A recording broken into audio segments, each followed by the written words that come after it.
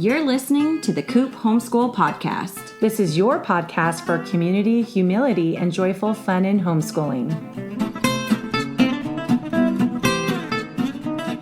I'm Mandy. And I'm Jessica. And this is The Coop.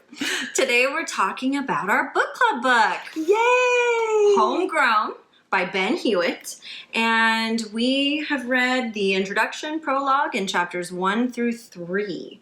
So if you haven't picked up your book yet, but you want to, make sure you stop this episode, go listen to another one, and come back once you've read those chapters. That sounds like a great idea. If you're not interested in reading the book, but still would love to know about it, just keep listening and we will cover some of our favorite things. Yeah, our little nuggets. Yeah, and some things that we didn't love as much. The first thing I wanted to share, though, is a little disclaimer, because I think we both found the introduction and prologue to be a little bit slow. So I would recommend starting at chapter 1. Mm-hmm. Chapter 1 had a great hook, had so many great things in it. And then from there, go read the prologue and the introduction, and you'll get a little more into the life of Ben Hewitt and his family. But I didn't think it was a great place to start. No. Okay, let's jump into the book and give our overall thoughts so far. All right. So, well, first, let's see. It's a family of 4. Yes. A husband and wife and 2 sons. Yes. And it's the husband, the homeschool dad, who's writing the book. Yes. And they live in the country. They don't have TV. They live mostly off the land. Mm-hmm. So there's a lot of farming and nature experiences that they have and that they discuss in the book. And the kids have the freedom to explore. Yes. And just learn. You know, they might tap a maple tree and, yeah. You know, so it's pretty interesting the things the kids get to do because they have this land. Exactly. And the kids do have chores, mm-hmm. and the parents unschool. Exactly. Yeah. I love that the chores, I think their approach to the chores is really just their way of life. Mm-hmm. So it's not assigning a chore and doing that, but they've included their kids from birth into the process of caring for, he kind of alternates between homestead and farm. You know, he feels like what they have is kind of outside of description or, you know, exact labeling. But I love that the kids want to participate. They find joy in being able to plant. They mm-hmm. find joy in creating off of the land. And it's just so neat to watch how they interact with it and just naturally want to participate in caring mm-hmm. for their homes. Yeah. I remember when we bought our land, which is, I'm sure, way different than theirs and way smaller. But my dad said, if you're going to buy land, you work the land. Yes. And we're just slowly getting into that. So, well, I didn't totally connect to all the farming and the homesteading. At the same time, I get the freedom that the land gives you. Yes. And the natural exploration and the natural learning that can come about because you have all this space. Totally. I loved all of the description, and it just made me think, oh, when are we going to go buy our homestead? You know, I was like, I want cows. I want to go take them out to pasture every morning. Well, that's a bad phrase, but those Instagram families that I follow so many homesteaders because it's so interesting watching. It's really cool. They have their 3-year-old milking their cow, and they're making their own butter, and you know they have an orchard of trees, you know, of apples and whatever else. So it's so cool. Yeah, so it's fun to watch that. And one of them, she has 360 acres, and I said, how do you have time to do it all? And she was saying, I only use about 1 acre to homestead. Right. And the rest is just free flowing. It's as far as they can see. Exactly. And that's what Ben actually says in the book, is that they use their gardens only take up about a half an acre. I believe he said it was about a half an acre of their total. I think they have 40 acres. So they have cows on part of it and the maple trees, which is super cool. And yeah, it's just really neat. Yeah. So yeah, they have quite a few acres. And they're in northern Vermont, which I think is such a cool part of the country. Well, think of all the colors they're going to see. Yeah, I have some extended family, 2 sisters that live out there. Not my sisters, but 2 sisters of a sister-in-law who live out in Vermont, and they custom built their home, and they are tapping maple trees, Yeah, It's she so has crazy. little Instagram stories of her, 9-year-old going out there, and it's crazy. Yeah, that's super awesome. So I've really enjoyed to get to know this family so far, and overall have really liked the book. And like you said, I think he's speaking a lot to what his kids are doing on their particular farm. And so it's a lot about their life. But I find it quite interesting. He's a great writer. Oh, yeah, he is. He's a very talented writer. So it's an enjoyable read in that regard. And even if the content may not be your favorite content. Right. And he's in touch with his feelings. Like, so he's really able to, he addresses like the harmony or the melody of being with the cows. And, it's just, it's a neat way to learn about homesteading. Right. And his passion for being able to raise his kids. I think as homeschool moms, that's something that I really appreciate. I love having my husband involved. We've had them on the podcast already. I just love hearing the husband's perspective, because I think that it's just so easy to make it a mom's decision. Like, oh, she'll figure out what to do with the kids. And I love that he's so involved in that. I mean, even how he speaks about his wife is full of respect and love. And I think that that's a really unique voice to hear this kind of story from a man's perspective. Right. And most of the books I've been reading by homeschooling families, it's the mom. Yes. So it's just refreshing, like you were saying. And it's funny because he says how his wife is a few words. Yes. So it's like, well, no wonder he's the author, because she's a few words. Right. Yeah. She's busy doing other things that don't involve words and language and speaking. Which is totally different in my family. Yeah. So. All right. Do you want to dig into the prologue and introductions? All right. So, one thing I wanted to point out in the prologue is that he mentions how children do not need to be taught to learn. Yes. They naturally learn, and we all know that as parents. Our kids, we didn't have to hold their ankles and make them walk. Right. We didn't have to move their mouths for them to make sounds. They just naturally do it. Right. They learn by observation and experience and being given the space to try it. Yeah. And they say, research shows kids learn the most between ages 0 and 3, and then 0 and 5, and then 0 and 7, right? Yeah. So, and that's when we're doing the least amount of like direct instruction. Hands-on, yeah. Right. They're naturally learning just by playing and just exploring and being curious. Exactly. So it's just a good reminder when we're the teachers and we feel like we have to structure everything and make sure we have those flashcards. It's just another reminder. Oh wait, we don't have to teach them to learn. Right. They will learn automatically. Yes. So I really liked that reminder in the prologue. And he even says this. Can I quote this? Yes. And he says about his son, he learned because he had no choice but to learn. Yeah. Because his innate curiosity and desire to learn simply could not be overcome. Yep. I love that. That's a really beautiful way of saying that. And it's something that we often forget.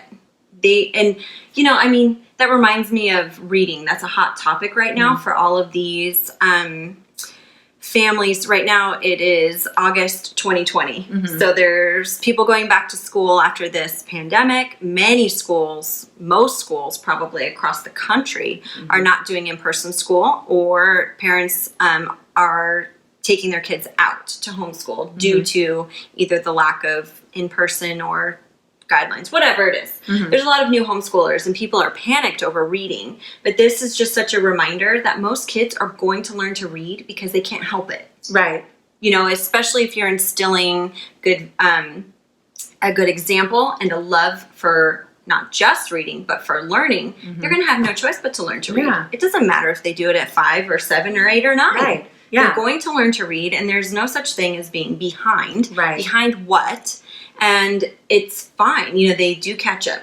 Yeah. Quote unquote catch up. Yeah. No one's going to ask. I think we've said this before. Right. No one's going to ask in a job interview, how were you 3 years old or 8 years old when you learned to read? Right. No one cares. It doesn't matter. Yeah. Right. So I love that he says that in such a way that really encompasses so much of what we want our kids to eventually learn. Yeah. That sometimes they're just going to learn it because they have no other choice. Yeah. It just releases you from the stress and the obligation and just be like, they don't have to be at a desk. They don't have to be at a computer. They don't have to have you hovering over them. They will learn anyways. Yes. Yep. What about you? In the prologue, I found those also, but I didn't have anything else that stood out. Mm-hmm. In the introduction, though, yeah, I really loved. He was talking about him and his wife and their evolving understanding of how to make their way in this world, and I think that that's so true. And it's something that I usually say is to take things in seasons, because things are always changing. Just because this is a hard season or an easy season doesn't mean, or is not indicative of what the next season is going to be. Just because you're arguing with your kids this season doesn't mean the next isn't going to be filled with harmony and peace and, more opportunities to accomplish the things that you have. So I just love that. It's always a reminder, don't stress out about what's happening now, because things do change, and it's our job as parents to keep up with them, whether it's our kids that change or our circumstances. So yeah, and you'll actually probably forget that, like if they were fighting all the time, you'll forget that they ever did that. Yes. It's just crazy. Yeah. You should hear my mom talk about me. Apparently I was the perfect child. And I know. Yeah, I'm sure. I know. Now that I'm raising children, I'm like, no, that's not true. Well, I've apologized to my mom numerous times about what a terrible teenager I was, and she was like, I don't remember that at all. And I'm like, oh, it's so sweet. Yeah. She just remembers the good. And that's a blessing. Exactly. I hope for that someday. Yes. Yeah. Let's see. What else? Did you, you underlined something different there. What did you catch there? We are unlearning. Did you get that? Yes. Yeah. They are not merely stories about all we are learning, but also about all we are unlearning. Yeah.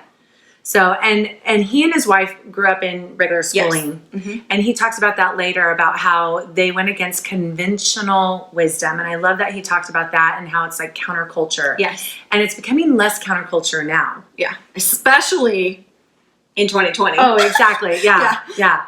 But I just think of our parents' generation and, your mom and your mother-in-law who homeschooled, how counterculture that was, how that went against conventional wisdom in a huge way.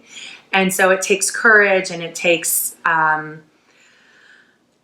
just freedom, of spirit to say, let's try this, you know. And so, but he did it. So he did it. They do it. It's the longing for a connection to nature and place, along with our belief that such connections are essential to the development of the human intellect and spirit that largely informs our decision to keep their children out of school. Right.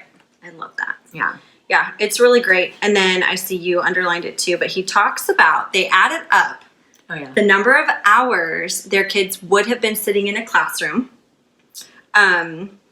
So for his 12-year-old who would have been in school for 6 years, it added up to approximately 8,000 hours, not including homework and commuting time. Crazy. It's crazy. Yeah. And then he was also going on to say, then you haven't even discussed the average number of hours that kids watch TV. And on their devices. Right. And that's all... I hate to say it's all life that they're missing out on, because there is life to be had in the classroom as well. But it's life with boundaries all the time.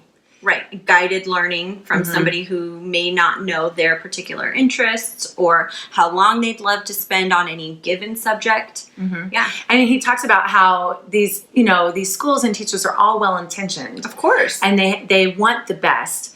But because everyone is kind of stuck in this conventional wisdom, the child is not being heard, their passions are not being pursued, and they have no time to pursue their interests. Right.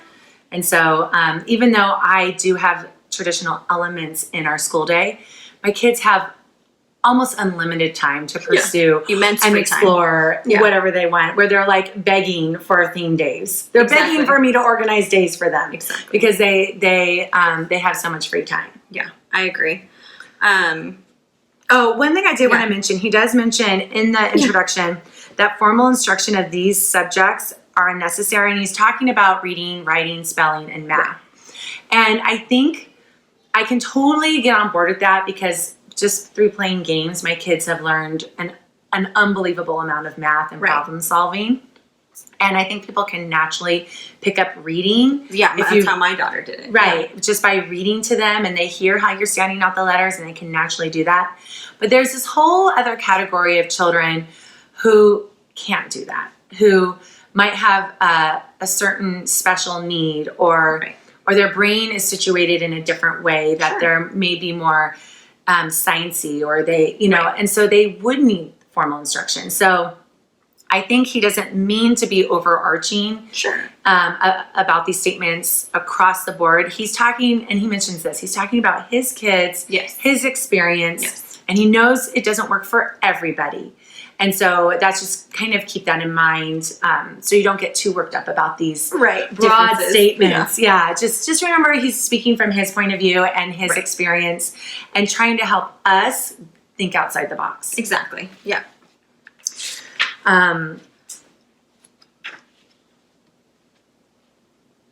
Yeah. Anything else from the introduction? I didn't have much else from the introduction, no. It was just nice to get to meet them and, all of that. Moving cows, it made me want to live on a farm. I was like, I want to go just observe cows. Yeah, yeah. Well, that's why I watched them on Instagram. Exactly. This is what I mentioned this earlier. He says, of all the daily chores I perform on this small farm, moving the cows feels most like a dance. Its movements rehearsed and refined over thousands of mornings. I love that. And so, we always want to try and teach our kids to find the good, find the fun. Right. And he's someone in that same perspective. Exactly. He doesn't see it as this, I got to get up at whatever time to move the cows. He sees it as a dance. Right. And that's joyful. Yeah. And that's the perspective I want to pass on to my kids. Definitely. Yeah, I agree. I love that one. And then that brings us to chapter 1. Chapter 1. And chapter 1 is full of all my flags, I have to say. That's why earlier I said that's where I really got hooked. Yeah. The first part, I'm like, all right, it's got some nuggets in there, but chapter 1 is definitely pretty epic. Yeah, it's dense and has a lot that I'm writing on the margins and starring and bracketing. Okay, so you've got stuff right at the beginning that I didn't underline. What do you have there? Okay, so this is where he talks about expectations, which I think is a nice theme of the book. Sure. If you don't mind if we dive into that a little bit. Go for it. So he says, perhaps the hardest to accept is that it is selfish and possibly even dangerous to desire particular outcomes for our children. Yep. This is in no small part because we cannot be masters of our children's fates, and to pretend otherwise is to engage in both delusion and is it hubris? How do you say that? Hubris. Hubris. What does that even mean? I don't even know what that word is. But I got the gist of it, right? So he goes on to say, we're forever attempting to engineer our children's lives, most often in ways we believe will deliver them to some predetermined future. And then he goes on to say that closes us off to the surprises that they can give us. Right. And instead, we have these hopes for them, and we see these surprises sometimes as thwarting those hopes. Right. But it's really it should be these pleasant surprises that we can reconfigure through observation and through challenging ourselves and not having pride in what we're doing. Exactly. Reconfigure our expectations. And I remember when we were doing premarital counseling, my husband and I, when we were, before we were married, and the couple we were doing premarital counseling with says the number one thing that people feel most disappointed about in marriage is their expectations. Right. So they asked me what mine was. I was like, well, he's the guy, so he's going to empty the trash every day. And they're like, that's an expectation, and you might be disappointed. Be careful. Instead, see that as a gift. Right. If he empties the trash, that is his gift to you. That is him serving you and loving you. That is not his job. Yep. And so I'm always like, well, that was your job. But so I'm still having to reorient myself to that 19 years later. It's true. Yeah. It's crazy. Yeah. And we do the same with our kids. We have these expectations. Me, especially since I'm a planner, I check things off the list. Right. And And you want to help them prepare for things. So right now, if they say, this is what I want to do, you're like, yeah. How can I help you get there? Yeah. So your intentions are, of course, well-meaning. Right. But at the same time, they're allowed to change. And then that changes your expectation a little bit inadvertently. Right. That's all completely unplanned. That wasn't you before they were born deciding what they were going to be. Right. Yeah. It's even in the moment. And I have a hard time readjusting. So when we were building this bridge today with straws, I should have looked at the YouTube and seen that it was 23 minutes of instruction. Right. And it says pause and I'll do this part, but it's like, but now we have to do that whole part again. And it's with 3 kids and ages 5 to 10. It takes a lot longer. My hands are always sweaty. So I can't even get the tape to work. They don't know how to rip the masking tape. And so almost an hour later, I'm like, I'll finish it. I will finish it. And then the payoff wasn't, it was 5 minutes. So, I should have recalibrated. I had an expectation we were going to finish the bridge today. I could have just said in my head, well, just go until you're not having fun anymore. But when they weren't having fun anymore, I'm like, okay, well, we have this next part. This next part might be fun. Right. We're going to power through. Yeah, we're powering through. That's totally me. And I've got to recalibrate and stop having these unrealistic expectations. Yep. Yeah. So, I just love that. And then I'm more open to surprises. Yeah. Like, oh, you want to do this? Awesome. Let's go that direction. So I took a lot away from those couple sentences. That's a good one. Yeah. No, I did enjoy reading that. Okay, what about you? What's something for you? You've got more. Oh, I got more. Yeah. You can go for it. Okay. Let me see what I wrote here. Okay. Oh. So of all the things I want for them, this is a quote, of all the things I want for them, connection to place and a sense of knowing how they fit into this world usurps all others. Yes. And that's, even, we've talked about that as a family, just as Christians. Yes. And who they are, they're a child of God. Right. That is who they are. To. Yeah. They are not what they do. They are not how they make money. They are not what they're good at. Right.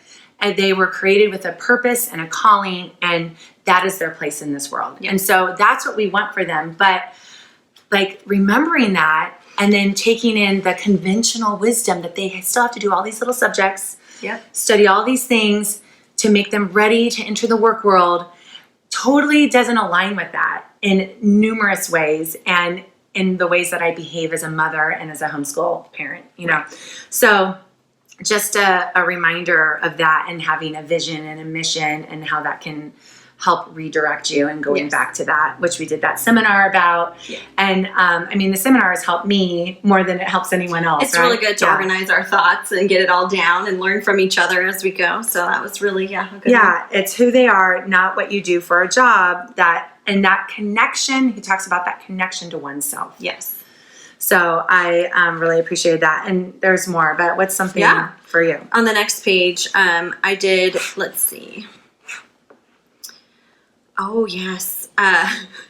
Getting uncomfortable, right? Oh, yeah. So questioning places in the uncomfortable position of cutting against the cultural grain. So this is what you were talking about. Perceived as arrogant, eccentric, perhaps even dangerous.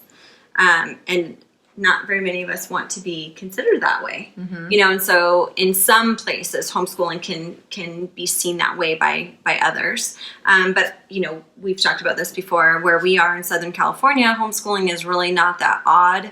It's not that uncommon. Especially in San Diego, actually. Yeah, exactly. Crazy. Yeah. So we definitely don't feel very counterculture here. We just feel like it's just one of the many options that are out there. So here it doesn't feel that way. But I know many people, they might be the only homeschool family they know. Mm-hmm. They may be getting pushback from family members who really think that it's dangerous for their children.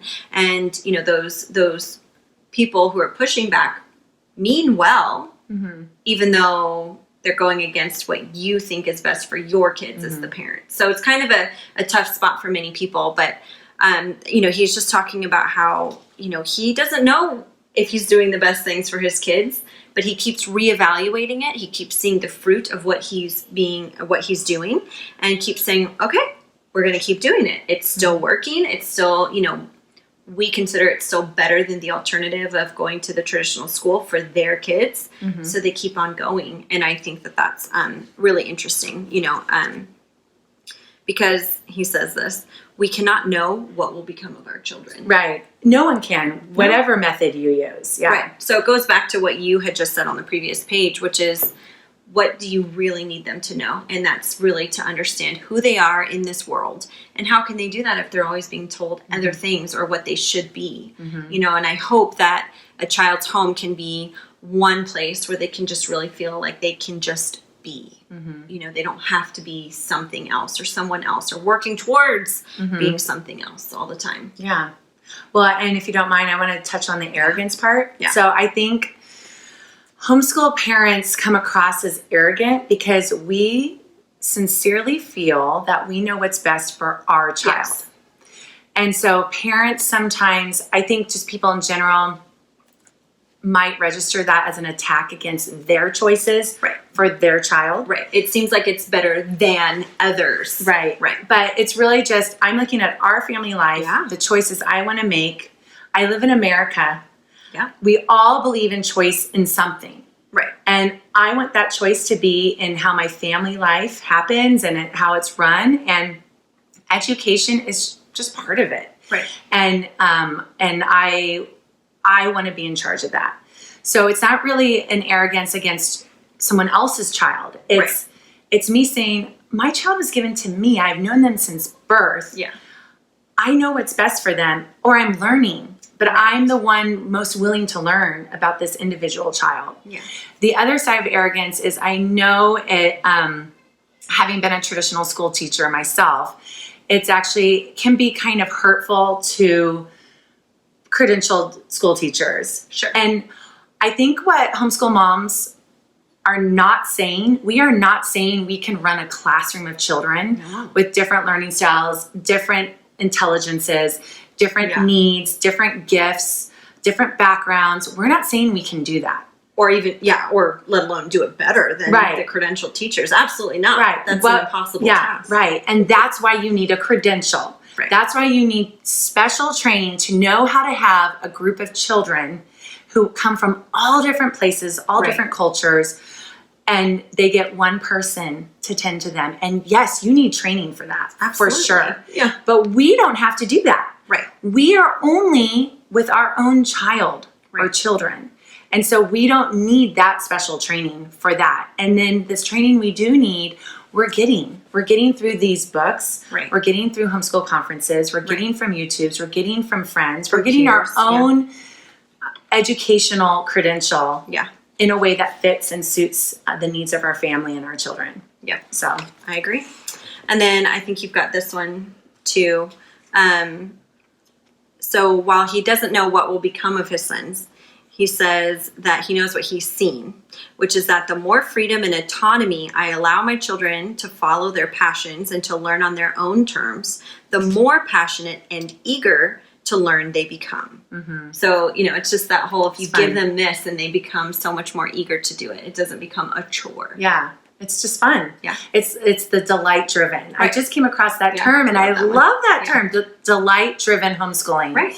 And I feel like for unschoolers or eclectic schoolers, that kind of defines what we're looking for. Delight driven homeschooling. Agree. I remember getting out of college and wanting to go choose books to read. And I was like, I can read anything I want. Yeah. I don't have to go read these economics books anymore. Right. This is so exciting. And I found this delight that I had lost because I wasn't learning about things that were particularly interesting to me all the time.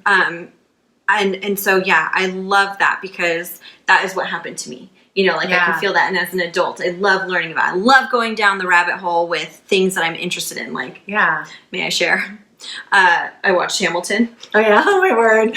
We're doing that now. Yeah, we're going there. I've become slightly obsessed. But what it's done is it's unleashed this desire to learn what really happened. And so I'm learning through historical books. Like you just finished? Yeah, I just finished an audiobook, Ladies of Liberty. And I thought it was fascinating. So, this biographer, she looked at the women married to the men of the Revolution. It's so cool. It's so cool. And before that, I did George Washington. Because we just think that they were doing was popping babies out. Sure. Right? Yeah. And making supporting their dried husbands. lavender. Yeah. Washing clothes. No. Like, there's These so much women more. were fascinating. Yeah. And so it's just been a super fun joy for me to find this new area that I'm super interested in and to have the freedom to go explore it as long as I want to. That's and so cool. why wouldn't we want that for our kids? Exactly. Yeah, I love that. Well, and that's why you and I both, we don't assign reading to our kids. No.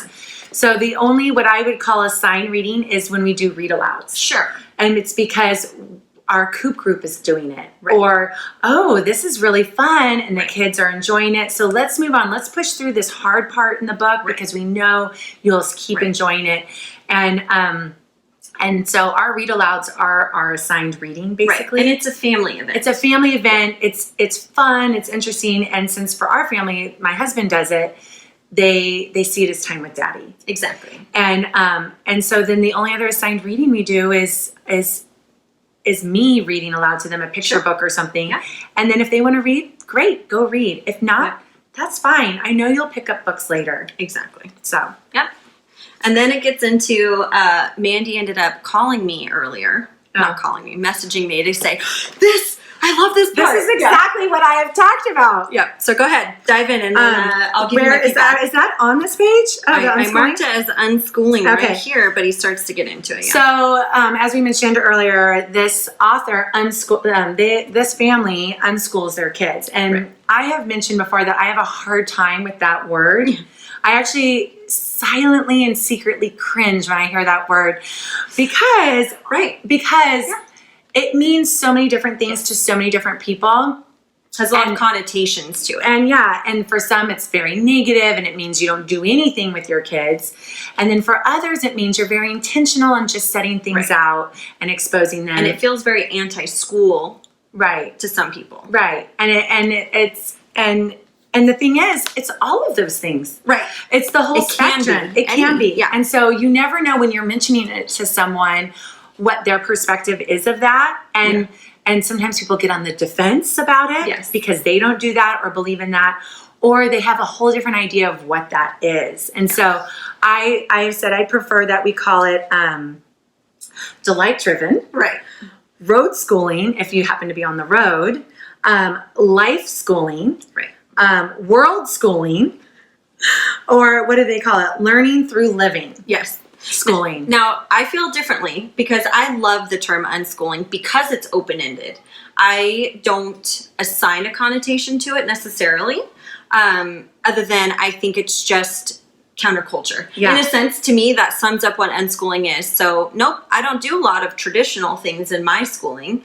But that doesn't mean there's one definition either. So I do appreciate that perspective. Right. But for me, once I found unschooling years ago, which, by the way, I found from the same person he was talking about, because here he says that unschooling, the term kind of came about from John Holt. And so he talks about John Holt's book, Growing Without Schooling. Now, I don't have that one, but now I have to put it on my list. Yeah, but I have two of John Holt's. Can we see that one? She's holding up her book. John Holt's other here. books. So I have How Children Learn, and then Teach Your Own, the John Holt Book of Homeschooling. So these are fabulous books.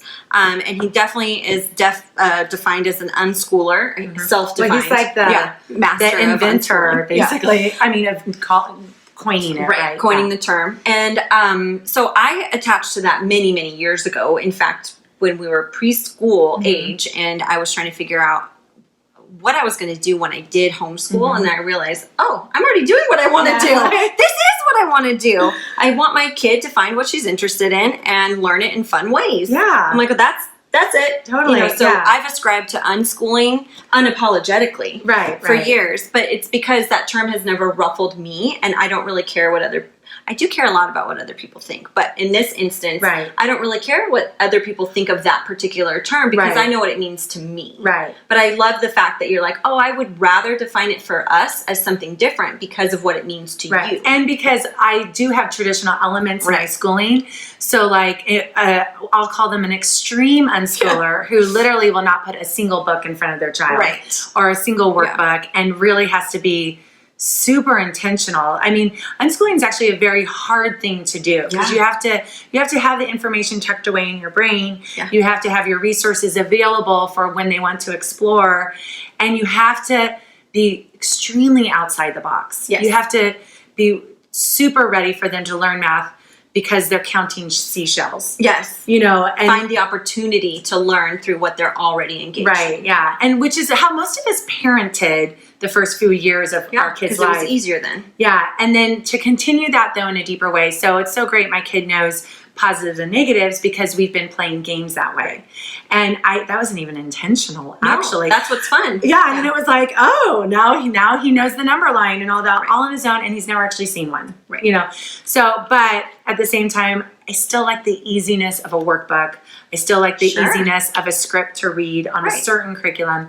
So for me, I feel actually like I'm betraying the unschooling name by saying I unschool because it's like, well, I'm really hybrid. Right. And he talks about that too. Yeah. And you just do, that's why there's no definition, because parts of unschooling can be in your life and then parts of traditional school and then everything in between. So I think basically what he's saying is unschooling does not ascribe to a singular model. Right. So you're an unschooler because you are not only traditionally schooling your children in a classical way. You know, we're all unschoolers, or you and me, are unschooling because we're just not doing it in one particular model. Right. We're not doing it like the institutional schools. You know, we were putting together marshmallows and spaghetti noodles that aren't cooked, obviously. Right. And then my daughter says, how are marshmallows made? I'm like, do you want to watch a YouTube about how marshmallows are made? And she said, yeah. And I was like, okay, I'll pull it up. Yeah. You know, and there was her science. Yep, done. Checked.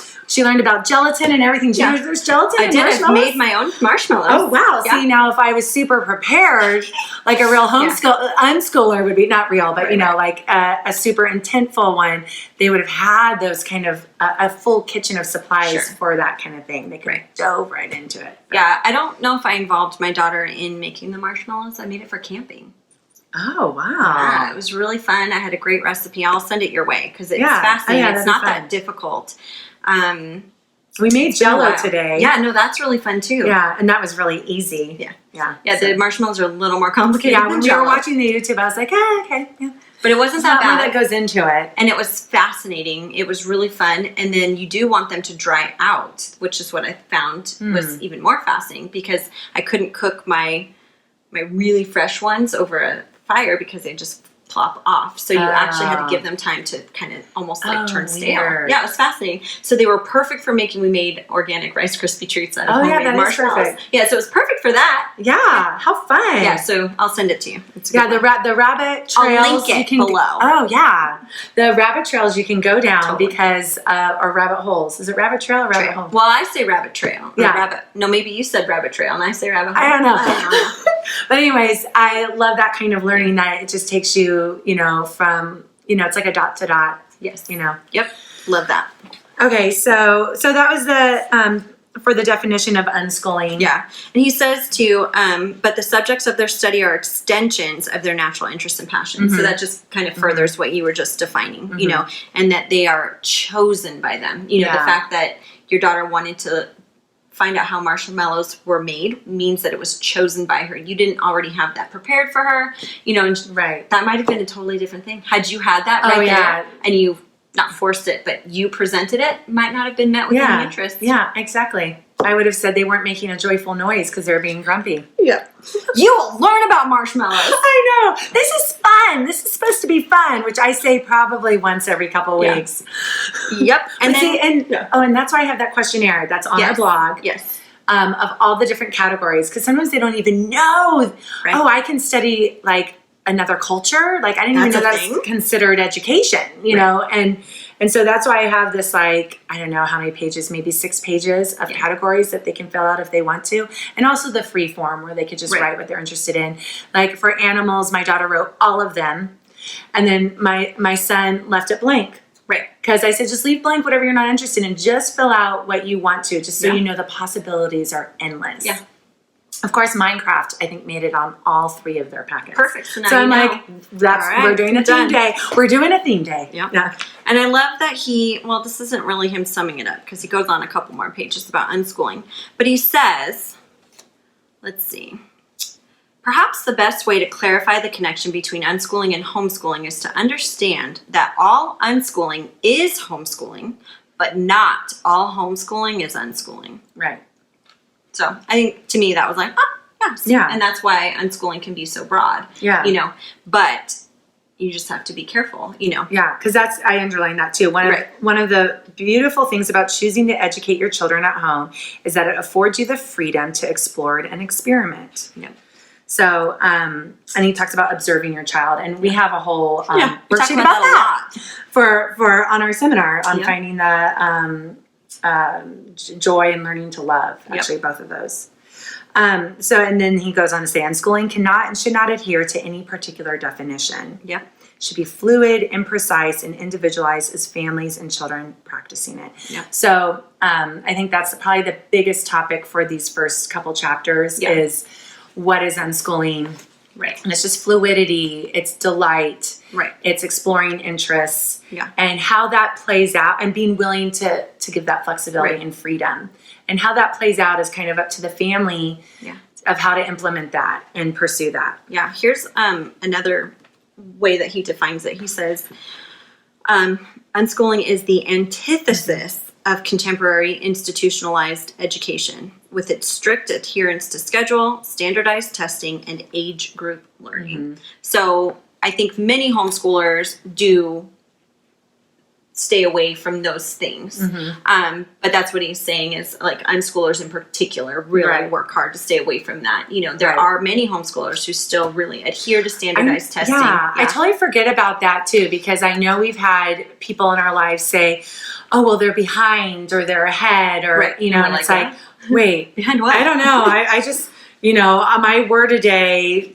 I only got through February last year, and I'm just picked up where I left off. On my mastery-based math, we're in multiple-digit addition and subtraction. I don't know. And the reason is it doesn't matter.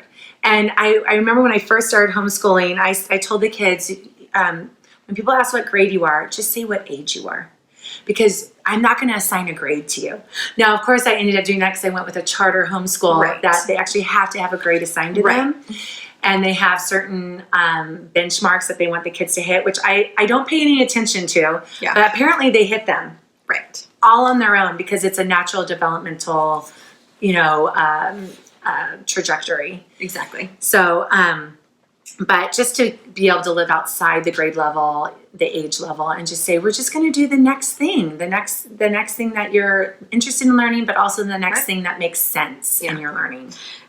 He follows up towards the end of his conversation about unschooling, which is, he has 3 main points. There's 3 things that the term unschooling does well. So even though he says while he calls themselves homeschoolers, he still feels like it's rather undefined for them. Yeah. But he says these 3 things, and this made me think of you as I was reading it, because I was like, oh, see, this is why Mandy does and doesn't like this term, right? First, it is concise.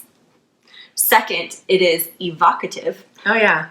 And then third, it demands attention. Mm-hmm. So that ends up opening people who claim to be an unschooler to so many questions. And that's, I think, well, maybe you got after that, but they answer, or the common questions are, what if they want to be doctors? How do they learn? What if they want to go to college? You know, and those are all questions we've all heard as homeschoolers in general. Totally. But especially when you do unschooling, like, what? Well, and just having to explain it and undo the connotations they might have already about it. Right. But then he goes to say, if they want to be doctors, they will. They learn because learning cannot be helped. Exactly. I love it. Yeah. If they want to go to college, no one will be able to stop them. Right. They don't learn to be doctors in 2nd grade. Yeah. I mean, could you imagine? Yeah. So, we're hoping to set them up to be able to achieve those things, not to teach them those things now. Right. And to, in one of the conferences I went to, it was a mom and daughter unschooling couple, and the daughter's grown up. She's an artist, and she went to like New York Art Institute, and she said when she was trying to get in there, she actually hadn't done math. Right. Because they were unschooled in a way that if she wasn't interested, she didn't do it. Right. So she said she really wanted to go there though. So she said she spent 3 weeks studying math, and then ended up earning a merit scholarship because she passed whatever test she needed to do, and she got a merit scholarship. So she did it. Yep.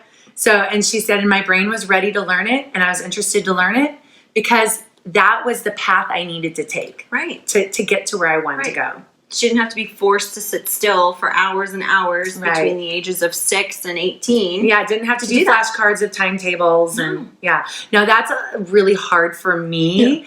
And so I'm still going to use my workbooks for math and whatever, but it's just a good reminder that like we don't have to be so married to these standards and grade levels. And just because your first child who's going through that might take to it easily and quickly and not mind it doesn't mean your third one will. That's true. And so then you're prepared for that. You're like, okay, well, that's the way that this one did it, and this one might do it different. Yeah. And it'll help get you there. That's hard. It's like I have to learn a whole new curriculum, or I have to unlearn a whole new, undo all the curriculum. Yeah. But I always think, does my kid know how to group numbers together and figure it out? Who cares if it's memorized times tables?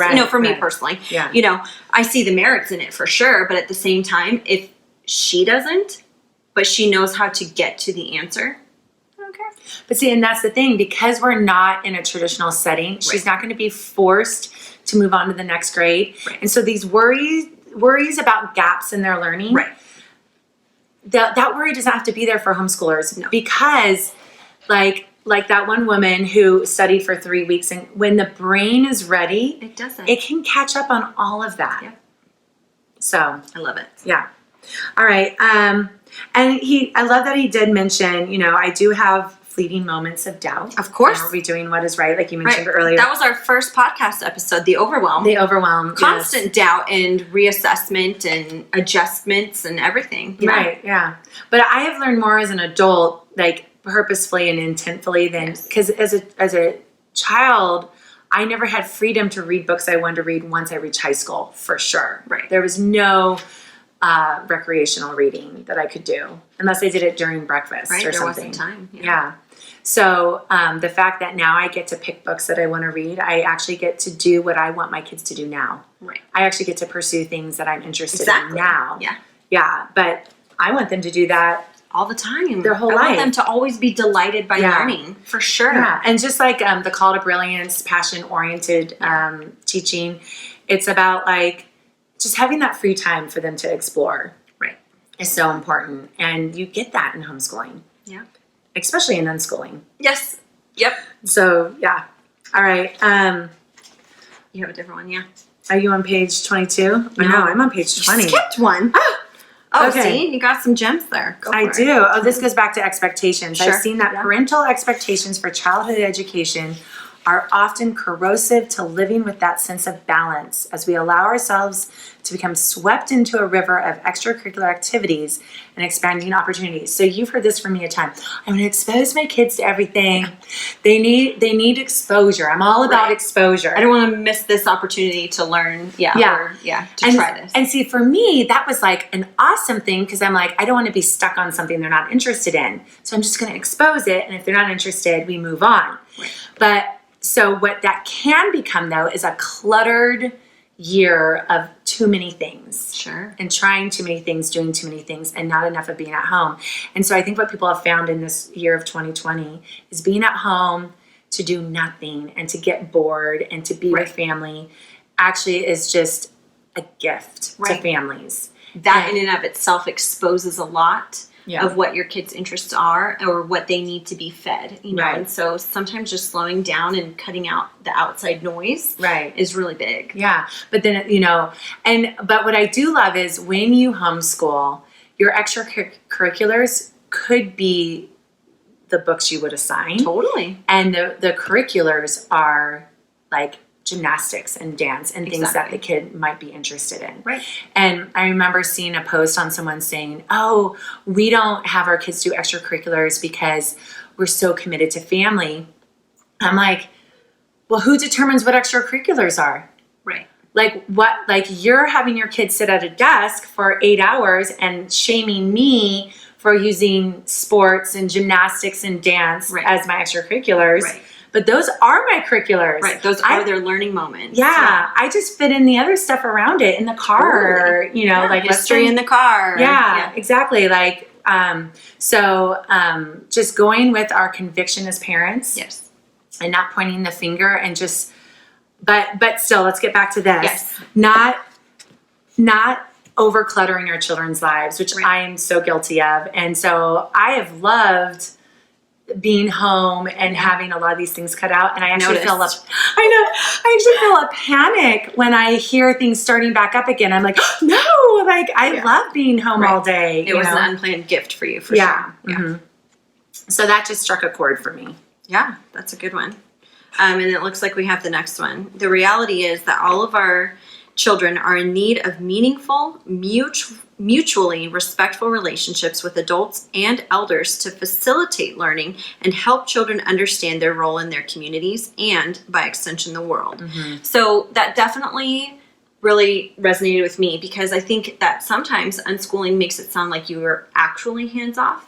Oh, right. But that's not the case. Right. The case is my kids are with me. We're doing things together. Yeah. You know, just life because schooling. Right, life schooling. Mm-hmm. Just because I'm not saying open this book, we're learning this page, or we're doing this activity today, doesn't mean that I'm not there. Right. You know, or I'm not taking them to their grandparents' house to go feed the fish with grandpa and learn how to do that. You know, those are important things to feel mutually respected. Yeah. Like that's really, that's a really important thing. I think that respect towards children is really important. Not to act like they're insignificant, not to act like they don't matter or they don't have a voice, you know, but to treat them with respect. So, you know, for example, your interest questionnaire for the kids is such a great way to treat them with respect towards learning. Mm-hmm. You know, this is what you want to learn. What do you want to learn? And how can I help you get there? Yeah. You know, or when they are frustrated, being able to turn it around and say, hey, this seems like it's not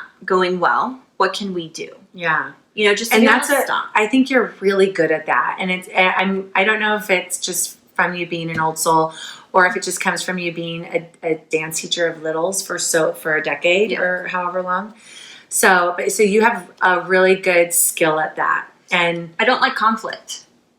Okay. So when I feel that I'm about to get into a conflict with my kid because we were on a task and then there's frustration and then my immediate response is just like everybody's like, well, we're going to do it. Yeah. You know? And so because I don't like conflict, I want to find a way to resolve it and figure it out. And then because I love and respect my kids, I think that I'm pretty quick to that. And yes, I think being a longtime dance teacher of 3-year-olds and trying to always be one step ahead and figuring out, and then just finding that asking them what they want to do is actually so great. And so then when something's not working, stop forcing it. Because I spent my young 20s when I was teaching. So I've been teaching almost 20 years.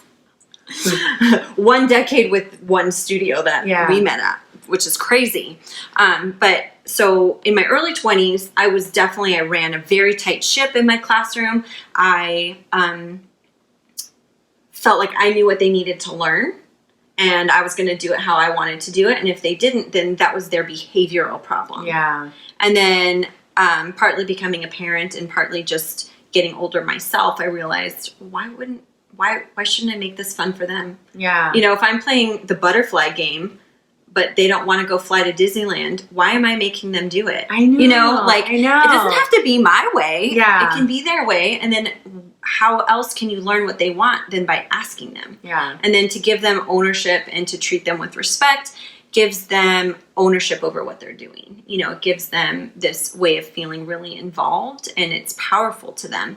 And so I found that really interesting that, you know, what our children really need is mutual, Yeah. respectful relationships. And that one's just a really good one for me. Yeah, I think you're really skilled, like I said, really skilled at that. So it's fun to be reminded of that, because I am a fighter, I'm a provoker, and I will not back down. And so that's why I'm like, I'll finish the bridge then, instead of just being like, oh, we can come back to it, and I push through way too much, instead of just saying, hey, what would be more fun to do right now? That's maybe an educational thing. Like, of course, they'll choose the TV. They'll choose their Kindle, to play video games. But something educational, what's something you want to do? And I could have easily done that. But instead, I pushed through. Right.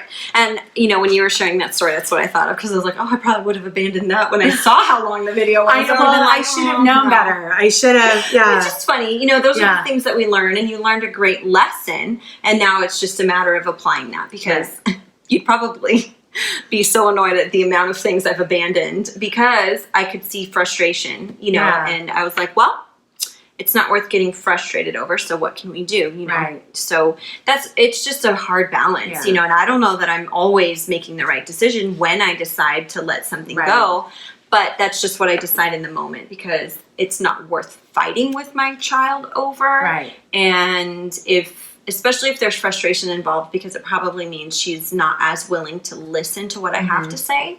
And so if I have to, plow over her to get her to hear me, how is she going to even be listening to me? Well, and when you think of relationship equity, there are going to be things that we do have to fight them on. Sure. So, and those should be the character development. That should be, and persistence is a good quality. Absolutely. But it doesn't have to be about something that's just like a craft. That's supposed to be fun. So if it's something supposed to be fun, I shouldn't have to sit there and say, this is supposed to be fun, let's push through. It should be like, wait, this isn't fun, let's go do something else. Let's go back to, they would have spent hours doing those marshmallows and spaghetti noodles and creating a structure out of that. Right. So, but when we finished it, I didn't say, hey, have fun, create your own. I was like, okay, let's clean everything up and put it away. Where I should have just left it out and said, hey, if you do some more, you can eat some more, and let them have fun. So we're always learning. I know. So, and hopefully we can learn from other people's mistakes instead of our own, right?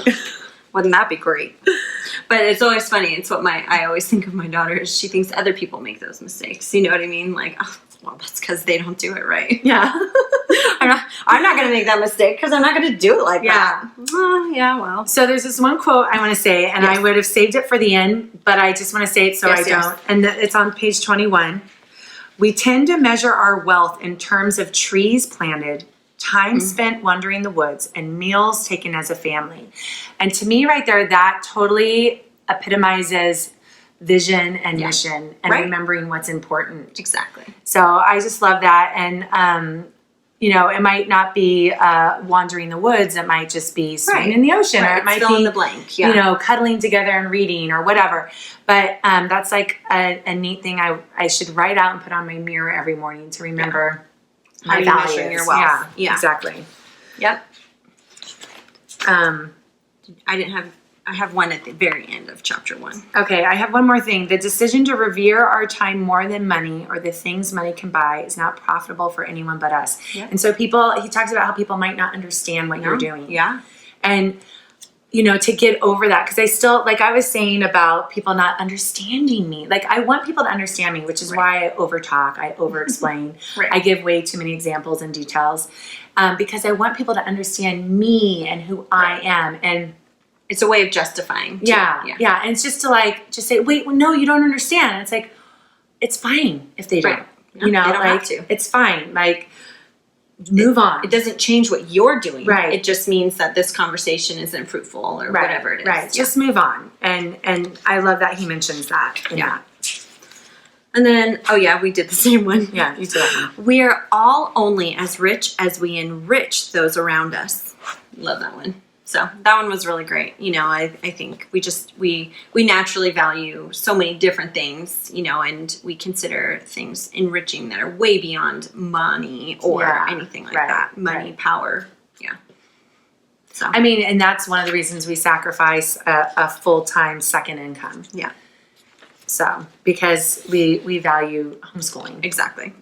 All right. So then Chapter 2 for me didn't really have a lot in that. Although I do have some land and I'd love to homestead some of it. Right. I'm not there yet. So it's interesting. And he references a book in here called My Side of the Mountain about a young man who spends a winter living inside a hollow tree. Yeah, it sounds awesome. I'm like, I got to get that book. Right. You know, that'd be fun to read. Yeah, so chapter 2 is mostly about how they bought their homestead. He and his wife, you know, their goals, their planning, how they bought it and built, he always calls it their shelter, you know, their home. They built their house on the land and all of that. So I thought it was really fascinating. I think maybe more so than you, I love hearing people's personal story. Right. So I like that aspect a lot. But as far as anything that I felt was valuable for homeschooling specifically, there wasn't anything I underlined. But I found it fascinating, you know, because at one point we considered a move to the East Coast. Oh, yeah. Yeah, we were thinking not Vermont, but maybe New Hampshire. But we did not. It's a huge culture shock, I'm sure. Not that it might not be awesome, but I think it might be a little too shocking for us as both California boys born and raised. Well, I know when I moved to the Midwest for 6 years, that was quite different for me. Exactly. And I loved it, but it was a whole other world. Yeah. You know? Yeah. And then chapter 3 was similar. It's more about the farm. He references Huckleberry Finn, which I loved that book too. Yeah. When I was, 12. I loved that one. So that's on our reading list for the future. And he had the Chinese proverb in here, which I didn't underline, but it stuck with me, not as applicable to homeschooling so much, but the best time to plant a tree is 20 years ago. The second best time is now. You know, so even though there's something that you find in your life that you should have already done, it's not too late. Right. You might still have the benefit of doing it now. You know, don't keep putting it off because you think it's too late. So I mean, even if, you know, you hear people even deciding to homeschool when their kids are in 8th or 9th grade even, you know, or you hear people who have homeschooled and deciding to switch to traditional school and try that in their high school years or junior high years. Right. You know, anything's possible. Right. You know, you're not, and people who are really nervous about homeschooling but are kind of intrigued by it, I'm like, do it for one semester. What's it going to hurt? Your school will, most schools won't be overfilled. What's the word? Just too full. Yeah. And they'll take you back. Right. So if you're in a special kind of program or something that there's a wait list for, that's definitely a big decision. But, you know, I don't think most people are in that situation. You go to the school that's in your district and your seat's there. You know, they have to take you back if it's the public school in your school district. Right. They have to. Yeah. So why not try it and see if it works for you, or try it for a summer. Right. Just decide this summer for 1 month, I'm going to homeschool and see how it goes. The same with curriculums. So what if you've had your curriculum for 5 years and it's been awful? Right. Change it. Change it now. It doesn't matter if, you know, it doesn't matter how long you've invested into it. Yeah. Just change it. Yeah. I mean, it's like good money after bad, right? Right. You know, you don't want to keep throwing money at something or time, whatever the wealth is, if it's time or energy or whatever. Yeah. And then I did underline this one on page 40. I said, let's see, he's talking about, finishing his house and, some of the unfinished things within his house. You know, there's a baseboard missing here and there. And so he said, these things are evidence not merely of our home's imperfections, but of ours as well. And in this regard, I view these flaws as an expression of our personalities. I think that's so true. That's how I feel about my home. You know, like the little things that I haven't done to my home. It's just a reflection of me. Yeah. And that's not a bad thing. Yeah. Yeah. The people who I love and care about that I actually invite into my home should know that about me. They're not concerned if it's picture perfect or whatever, because that's not me. I'm not picture perfect. You know? Yeah. So I really liked that one. And it's the same, you know, you can imagine how you're perceived as a homeschooler too, you know. Oh yeah. Yes. And then choosing for ourselves. So this is kind of like the little sub-chapter at the end of chapter 3. And he's talking about parenting perspectives and freedoms that they give to their kids. And he says that he and his wife are constantly asking, are we giving them too much freedom? And what I loved what he said is what happens is, and we all experience this when our kids go back to school. Yes. Whatever it's traditional or homeschooling. When the occasion calls for them to do something they'd rather not do, they are not always accommodating. Yes. And so I think that particularly happens with homeschool families, especially unschooling families, because I give my kids all this freedom and then I say, okay, come in, let's do some math. They're like, what? Right. What are you doing? Why? Can we just play a game instead? And then I'm like, all right, let's just do this for like 20 minutes and then we'll play a game, or you can go to bed. Because it is hard to jump back into a regimented situation or a scheduled, and and every child feels this having summer, and every parent feels this having summer, and then now, okay, we're signing up for homework again, whether they're traditional or homeschooled, and so I like that he acknowledged that, because I've noticed that, and I struggle with that because I want my kids to have a really good work ethic and to be able to do the things that they don't want to do, because that is a lot of life. Yeah. And so I don't necessarily want that to be the majority of their life as children, but an easing into that, because by the time they, there's so many things I do in my day that I do not want to do. Yeah. And if I didn't tend to them, my house would be a disaster. Definitely. I don't want to discipline my kids. No. But my kids would be a disaster. I don't want to work out, and I don't. Right. but I should, Sure. So developing that is a skill. Right. So it's kind of a balance with that, is making sure they have the freedom to explore, but also balancing being able to have a hard work ethic for things you're not interested in. My kids will work really hard at things they're interested in. They'll spend 3 hours on Legos like they did their first day of school this year. Right. Because they were excited about it, even if it's hard and they accidentally missed a page, they have to go back and undo. They're willing to do all that because they're interested, but that's not always the case. No. We're not always going to get to have things we're interested in. So anyways. Yes. Yeah. So I have enjoyed this book, so it was a good pick. It was a good pick. I was a little worried at first reading the prologue. I was like, wait a second. But I am excited. So we have, for next month, we will be doing chapters 4, 5, and 6. Mm-hmm. And we'll be reviewing that at the end of September. So it'll come out the last week of September. And then, so those chapters are Drive, The Early Years, and Big Sticks. So I'm curious to see how that plays out. It might just be more about their personal homestead life. Or maybe he's got some great nuggets in there as far as how he has unschooled and seen the benefits of those in his boys. I am fascinated to see what has become of his boys, because this was, I think, 2014. So his boys are adults now. Oh, weird. So I will save it for the end, but I want to look up and see if there's anything up to date about what his boys are doing, because I'm actually quite fascinated to see how do they. What are they interested in? Yeah. Well, at that unschooling conference I went to, I sat in one whole session was about the careers of unschoolers and all the statistics. Fascinating. And they were all doing what I call passion jobs. Right. They were pilots and nurses and doctors, and they were all the types of jobs that you really sign up for because you are excited about it. They were the engineers, the inventors. They were awesome. Yeah, it was really fun to see, what jobs they picked for themselves. They were the artists that, That's awesome. So, all right, well, that's the first third, or the first fourth. The first fourth of Homegrown by Ben Hewitt. Yep. That was a very long but fun discussion. So if you didn't read it, now you have all the information you need. Start with chapter 4.